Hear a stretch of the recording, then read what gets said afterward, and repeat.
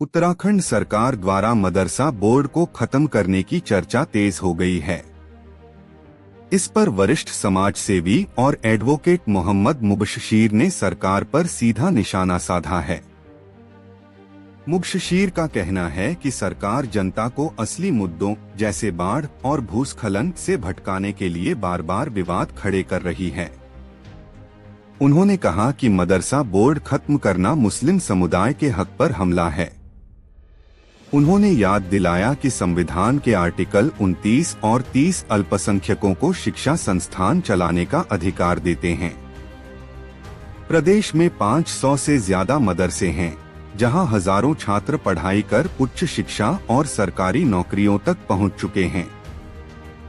मुबशशीर ने सवाल उठाया कि जब स्कूलों में संस्कृत को बढ़ावा दिया जा रहा है, तो उर्दू को क्यों नजरअंदाज किया जा रहा है। उन्होंने कहा कि भेदभाव खत्म करना है तो सरकार एक देश एक शिक्षा नीति लागू करे, जिससे सभी बच्चों को समान अवसर मिल सके। देखिए, जब जब सरकार को अपने मुद्दे से भटक जाती है तो वो जनता का जो ध्यान है वो हटाने के लिए एक नया मुद्दा खड़ा कर देती है। अब ये फिलहाल हमारा जो देश है, हमारा प्रदेश इस टाइम हर तरफ आपदाग्रस्त हो रहा है, बाढ़ आ रही है, सुनामी आ रही है और लोगों का ध्यान वहाँ से हटा के एक नया मुद्दा, हमेशा उत्तराखंड सरकार का काम रहा है कि ध्यान भटकाना और नया टॉपिक खड़ा कर देना।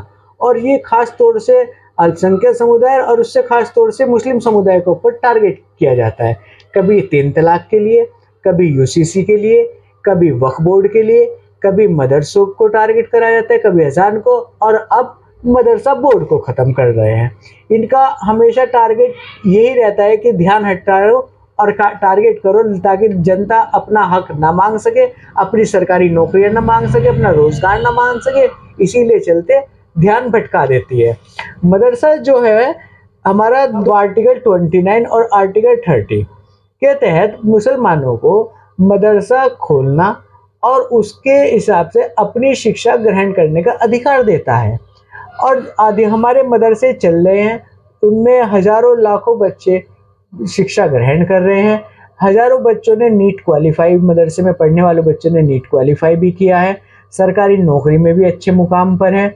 ये हमारे जो समुदाय के बच्चे जो मदरसों में पढ़ रहे हैं, उनकी शिक्षा को भंग करने के लिए एक सोची समझी प्लानिंग की जा रही है। अल्पसंख्यक समुदाय में क्रिश्चियन समाज, मुस्लिम समुदाय और भी कई सारे समाज हैं जो उसके अंदर आते हैं, लेकिन मदरसे बोर्ड के अंदर तो मदरसे में पढ़ने वाले सिर्फ मुस्लिम समुदाय के बच्चे मदरसे में पढ़ते हैं।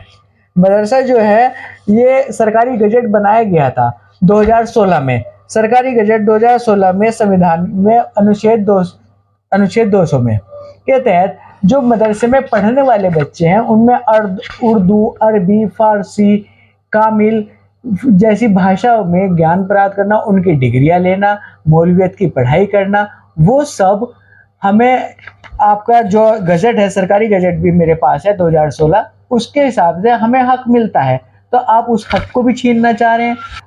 आप जो स्कूलों में आप संस्कृत भाषा तो लागू करना चाह रहे हैं, लेकिन जो उर्दू भाषा है, जो हमारी भारतीय संविधान में जिसका हमें हक दिया गया, और भारतीय संविधान में हमारे 8वें नंबर पर उर्दू भाषा आती है, और उसको भी आप छीनना चाह रहे हैं। यानी कि हम उर्दू भाषा का ज्ञान ना ले सके।